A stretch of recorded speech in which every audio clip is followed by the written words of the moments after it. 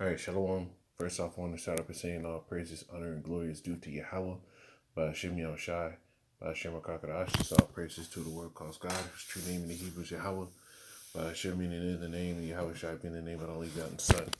Also want to say divine honors to the elders and apostles of Great Millstone, and peace and mercy to the hopeful like preaching his word and truth and sincerity. My brother Tazabah, the Great Millstone, Arizona Camp, Lord will, with another video to edify. And I wanted to touch on the subject of basically, association does not rid you from sin. You got to stand by your own works in this thing. You got to have your own righteous things. Just because you know a prophet, just because you associated yourself with prophets, you got to continually do those things that are righteous in the eyes of the Lord daily. Daily. That's why the scriptures say you got to pick up your cross daily. Right? We're in a kingdom that fully promotes wickedness, that gives you a reason to have some type of pride, and they boost up anything that's prideful in this world. So you got to sit here and take up your cross daily to fight against that. You got to always have your mindset on doing what the Lord wants and not what you want. That's part of bearing your cross, man. But you have, in these last days, so many men are just falling away from the faith, separating themselves, right?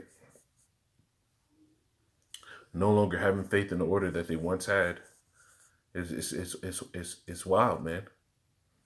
It's wild, and it's like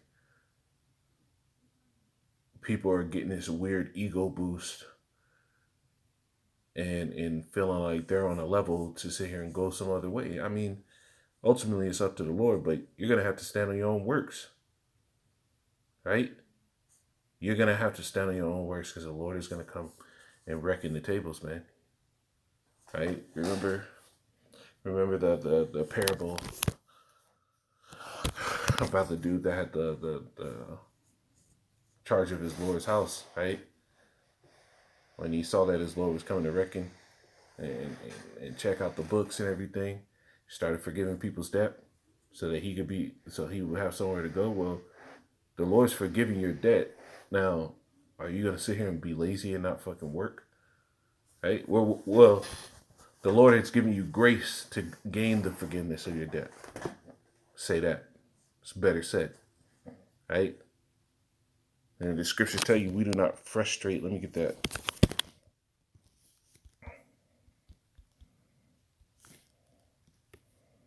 Yeah. Galatians 2 and 21, it says, I do not frustrate the grace of the Most High. For if righteousness come by the law, then a Mashiach is dead in vain. So we do not frustrate the grace of the Lord, man. We do not just do whatever we want.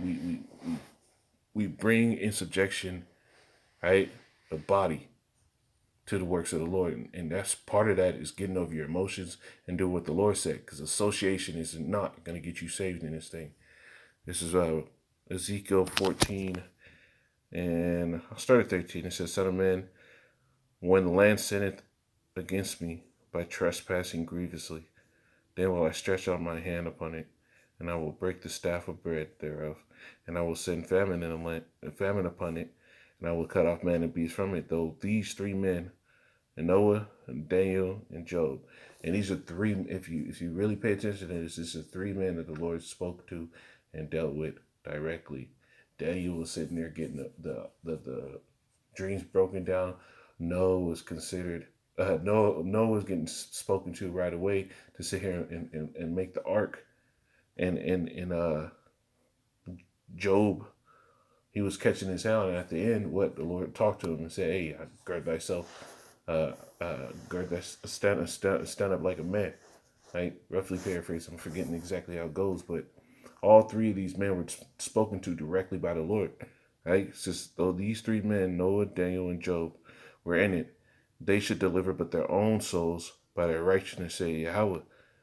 Right, I'm gonna jump down to 16 and give you just keep reading.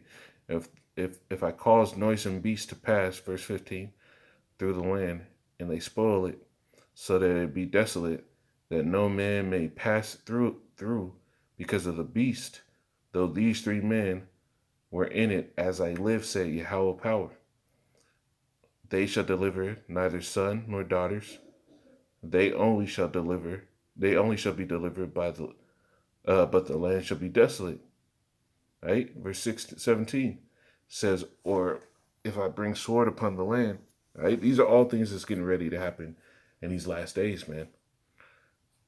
Or if I bring the sword upon the land and say sword go through the land, and so that I cut off man and beast from it, though these three men were in it, as I live, say Yahweh, they shall deliver neither son nor daughter, but they only shall be delivered, but they only shall be delivered. You see? Verse I'm gonna jump down to 19. Go to 19. Yeah, keep going. It says, or if I send a pestilence into the land and pour out my fury upon it in blood to cut off from it man and beast, and this is what's happening now. These are all plagues that the Lord is bringing. This is a very good scripture to compare to the times, man, for you to understand the importance of you getting right. It says, though Noah, Daniel, and Job were in it, as I live, say Yahweh power, they shall deliver neither son nor daughter. They shall but deliver their own souls by their righteousness. Right? So association isn't going to get you saved in this thing. You need to work out your own salvation. Let's get that. Right?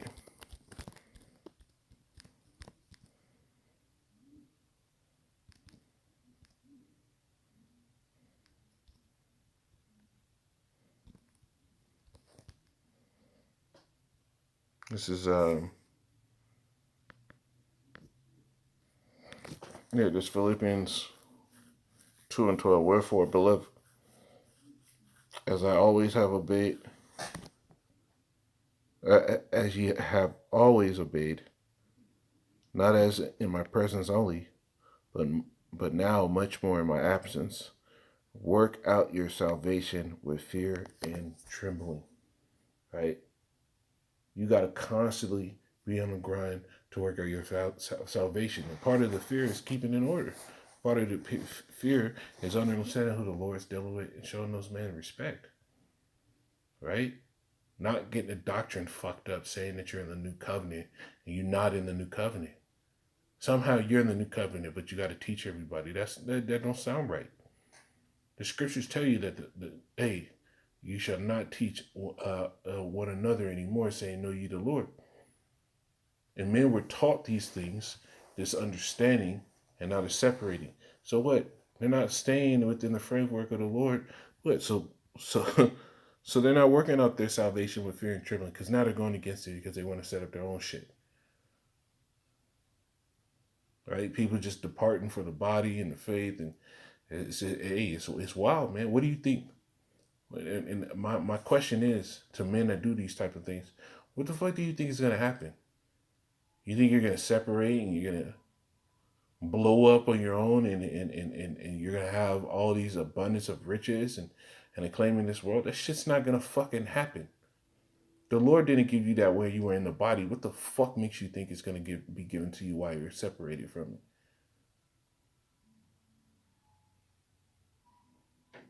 Right? You got to stand on your own righteousness in this thing. It's just because somebody's GMS, just because somebody sitting there has this Bible in his hand, doesn't mean they're doing what the Lord commanded them. And you got to be on point in this thing, right? This is Ezekiel 18.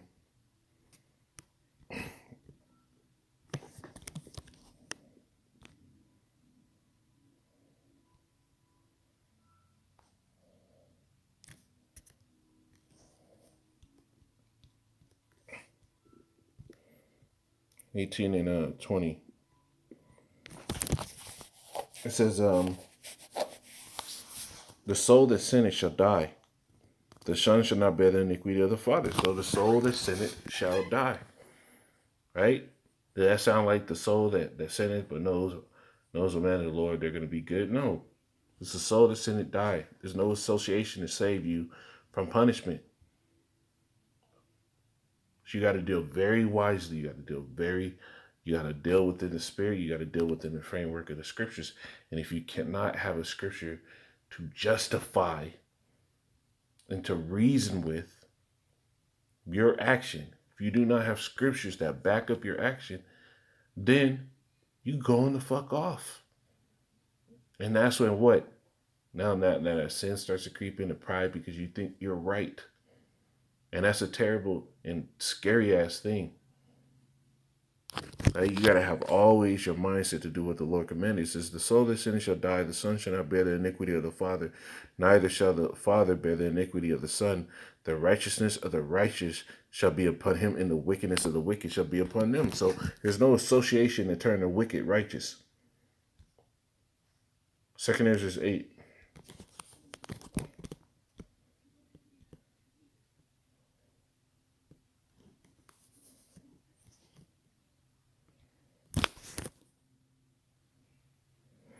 In 33 it says, for the just which have many good works laid up of thee shall out of their own deeds receive reward. Right? So it looks like the righteousness that the just have are going to receive those things. They're good.